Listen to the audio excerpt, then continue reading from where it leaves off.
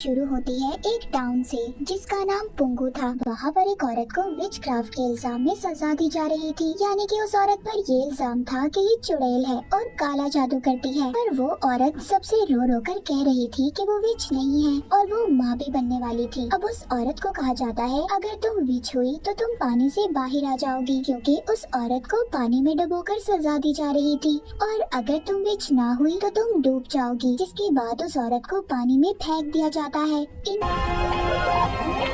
सब में उसका हस्बैंड भी था, जिसको गांव वालों ने बहकाया था कि तुम्हारी बीवी एक विच है। अब कुछ देर के बाद वो औरत डूब जाती है, जिससे अब सबको ये तो पता चल गया था कि वो विच नहीं थी। पर जब तक बहुत देर हो चुकी थी। अब जब वो औरत डूब जाती है तो उसका हस्बैंड कश्ती में अपनी बीवी का लॉकेट देखता है जो चमक रहा था। अब जैसे ही लॉकेट उठाता है, मौसम अजीब होने लगता है और वहाँ पर बहुत बड़ा तूफान आ जाता है। यहाँ से सब लोग अपने अपने घर चले जाते हैं, जिसके बाद हमें 300 साल बाद का वक्त दिखाया जाता है। हम ग्रेस नाम की एक लड़की को देखते हैं, जिसको रास्ते में चलते हुए एक विच चुड़ैल दिखाई देती है। तभी उसके पास उसकी दोस्त आती है और विच वहाँ से गायब हो जाती है। अब हमें यहाँ पर पता चलता है कि ग्रेस भी उसी औरत की नस्ल में से थी, जिसको 300 साल पहले विच क्राफ्ट के इल्जाम में सजा दी गई थी। उसका हस्बैंड बिल्कुल भी अच्छा आदमी नहीं था, वो ग्रेस को बहुत मारता था। इन्हीं बातों से तंग आकर उसने अपने खानदानी घर में रहने का फैसला किया था। अब अगले दिन हम दो आदमियों को देखते हैं, जिनमें से एक का नाम बट था और ये इसके घर की कुछ चीजों को ठीक करने आए थे। अब ये दोनों ग्रेस के घर में काम करना शुरू कर देते हैं। तभी बट को वहाँ पर काम करते हुए अपनी मरी हुई बेटी की आत्मा दिखाई देती है, जो काफी साल पहले पानी में डूबकर मर गई थी। वो बट से कहती है कि यहाँ से चले जाएं, यहाँ पर खतरा है। तभी वहाँ पर ग्रेस आ जाती है और बट की बेटी की आत्मा गायब हो जाती है। वहीं पर दूसरी तरफ बट के दोस्त को दीवार से निकलती हुई एक डरावनी औरत दिखाई देती है, जो किसी खौफनाक चुड़ैल जैसी थी।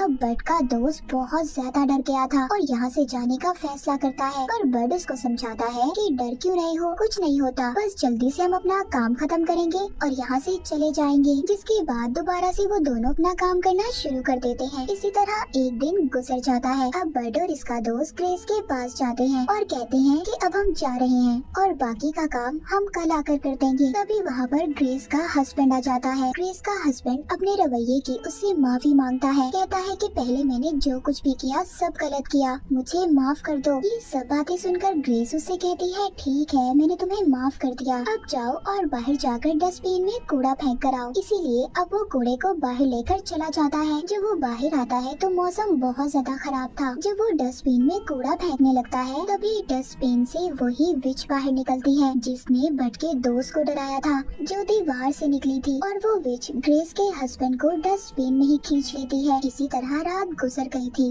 और अब सुबह हो जाती है, पर ग्रेस का हस्बैंड वापस नहीं आता। सुबह को जब बट और उसका दोस्त अपना बाकी का काम करने ग्रेस के घर आते हैं, तो वो बहुत ज्यादा घबराई हुई थी और उनको अपने हस्बैंड के बारे में बताती है। तभी अचानक बट के दोस्त की नजर डस्टबिन पर पड़ती है, जो खून से भरी हुई थी। जब ये तीनों पास जाकर देखते हैं तो वहाँ पर ग्रेस के हस्बैंड की लाश थी, जो मर चुका था। ग्रेस ये सब देखकर बहुत ज्यादा डर जाती है। इससे पहले ये तीनों वहाँ पर कुछ और सोच पाते, उधर मौसम अचानक से खराब होने लगता है। इनकी तरफ बहुत ही भयानक तूफान बढ़ रहा था। ये तीनों डरकर घर के अंदर जाकर छुप जाते हैं। ये देखते हैं उस तूफान में एक खौफनाक आदमी ग्रेस की खिड़की से चिपक जाता है। ये उसे देखकर टेबल के नीचे छुप गए थे। तूफान के खत्म होने के बाद जब ये बाहर आते हैं तो देखते हैं उस तूफान से ग्रेस के घर को कुछ भी नहीं हुआ था और बाहर का सारा माहौल भी बिल्कुल ठीक था। पर उस तूफान के बाद किसी के भी फोन में नेटवर्क नहीं था।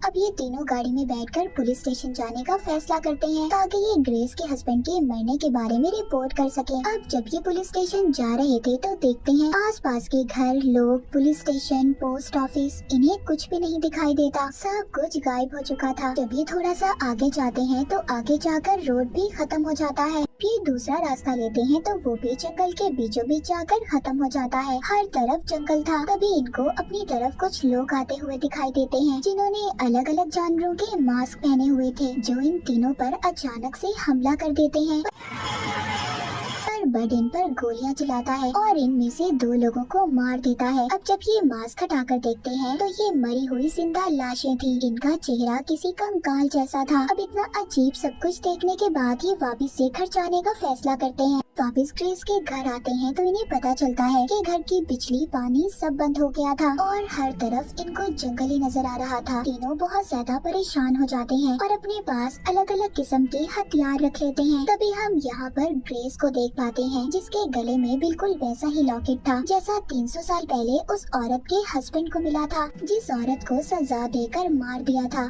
जब ये रात को खाना खा रहे थे तभी ग्रेस बातों ही बातों में बताती है, क्या पता हम किसी टाइम ट्रैवल में फंस गए हो, वक्त का सफर कर रहे हो। अब ये उनको इन्हीं बातों पर अपनी रिसर्च दिखाती है जिसके बारे में इसने अपनी किताब भी लिखी थी जिसमें बिग बैंग और ब्लैक होल के बारे में लिखा था। हम ग्रेस के गुजरे हुए वक्त को देखते हैं जहाँ पर हमें पता चलता है कि ये एक साइंटिस्ट थी और इसने ब्लैक होल के बारे में बताया था कि ब्लैक होल आसमान पर दिखने वाला काला सुराख अपने अंदर पूरी दुनिया को समा सकता है और इसी जैसे और होल होते हैं और अगर ये जमीन के दरमियान में आ जाए तो हमारे गुजरे हुए वक्त और आने वाले वक्त के दरवाजों को जोड़ सकते हैं। और ये बातें वो बड और उसके दोस्त को बता रही थी पर वो भी समझ नहीं पाते। अब ये इन्हें बाहर ले जाकर आसमान पर वैसा ही होल दिखाती है, कहती है कि हम टाइम ट्रैवल कर रहे हैं और हम अपने बहुत सालों पहले गुजरे हुए पुराने वक्त में फंस चुके हैं। ग्रेस उनको एक तस्वीर दिखाती है जिस पर दरख्त बना हुआ था और सभी खानदान वालों के नाम लिखे हुए थे जिस पर सबसे ऊपर ग्रेस और आखिर में भी ग्रेस लिखा था। अब जब बड का दोस्त सबसे ऊपर ग्रेस का नाम पढ़ता है तो कहता है, ये तो पुंगू टाउन की विच थी ना जिसको 300 साल पहले मार दिया गया था। ग्रेस ये सुनकर कहती है, नहीं वो कोई विच नहीं थी बल्कि वो एक आम औरत थी और जड़ी बूटियों से लोगों का इलाज किया करती थी। उसके पड़ोसी उससे जलते थे जिस वजह से उन पर इल्जाम लगाकर उन्हें मार दिया गया। अब ये सब बातें करने के बाद ग्रेस और बड का दोस्त सो जाते हैं पर बड जाकर पहरा देने का फैसला करता है। तभी वहाँ पर कुछ नकाबपोश लोग आ जाते हैं जो ग्रेस को अगवा करना चाहते थे।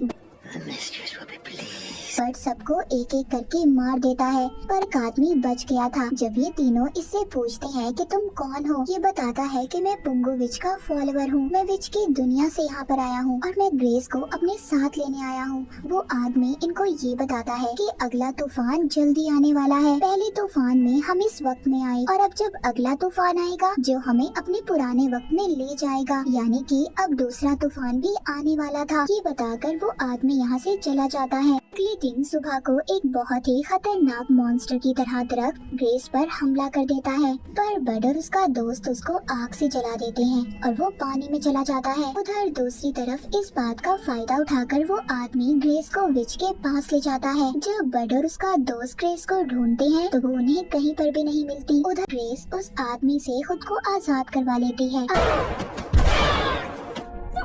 अब वो बड और उसके दोस्त को मिल चुकी थी। ये तीनों मिलकर विच के साथियों को मार देते हैं। अब जब ये वहाँ से थोड़ा सा आगे जाते हैं तो इन्हें एक गुफा दिखाई देती है जिसमें से एक आदमी बाहर आता है जो बताता है कि मैं विच का हस्बैंड हूँ पर उसने अपने चेहरे को ढका हुआ था। वो इन तीनों को अपनी गुफा में आराम करने का कहता है, फिर सभी को सूप पीने के लिए देता है। तभी उधर बड़ी सी देग से विच निकलती है और ग्रेस को लेकर वापस से अंदर चली जाती है। बड और उसके दोस्त को कुछ समझ नहीं आता कि उनके साथ हुआ क्या था।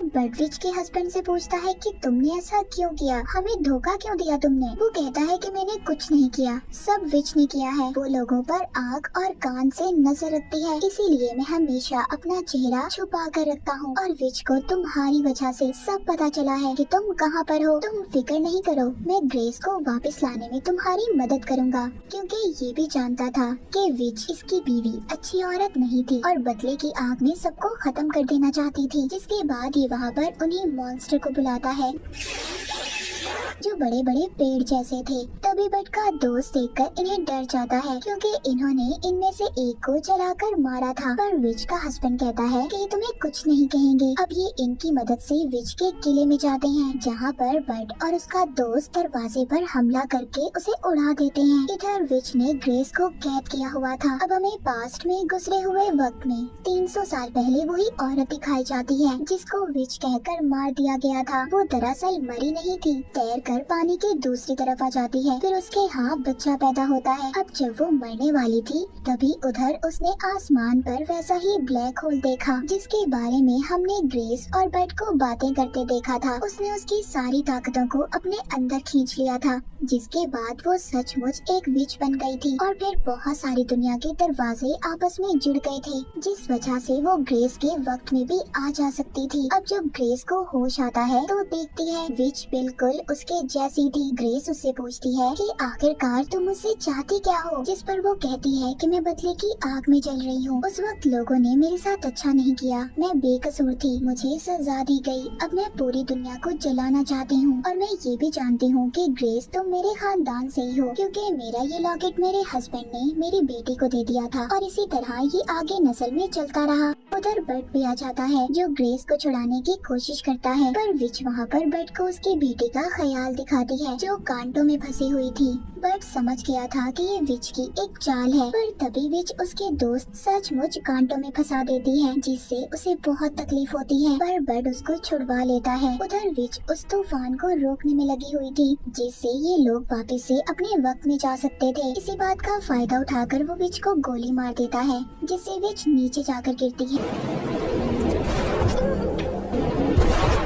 और मर जाती है। तूफान आने ही वाला था, बट अपने जख्मी दोस्त और बेहोश ग्रेस को तूफान तक लेकर जाता है। उधर विच का हस्बैंड उस पर तेल डालकर आग लगा देता है। अब वो तीनों भी उस तूफान में फंसकर टाइम ट्रेवल करके अपने वक्त में आ गए थे, बट अपने दोस्त को एम्बुलेंस में हॉस्पिटल भेज देता है, जिसके बाद वो ग्रेस से कहता है मैं यकीन नहीं कर पा रहा कि मैंने टाइम ट्रेवल किया है। ग्रेस कहती है कि दुनिया में ऐसी अजीब चीजें होती रहती हैं, और तभी बड देखता है कि उसके पास बड़ा पौधा अचानक से बड़ा हो जाता है, और जब वो ग्रेस को देखता है तो उसका लॉकेट चमक रहा था। मतलब अब उस विच की आत्मा ग्रेस के अंदर थी, जो कि अपने वक्त से यहाँ पर आ गई थी, यानी कि ग्रेस के वक्त में। मूवी के आखिर में ग्रेस विच की मूर्ति के पास जाती है, वहाँ पर उसके हाथ से फूल लेकर चली जाती है। अब आगे ये विच ग्रेस के अंदर रहकर क्या करेगी? क्या ये अपने बदले के लिए सब कुछ खत्म कर देगी? इसी सवाल के साथ ये मूवी यहीं पर खत्म हो जाती है।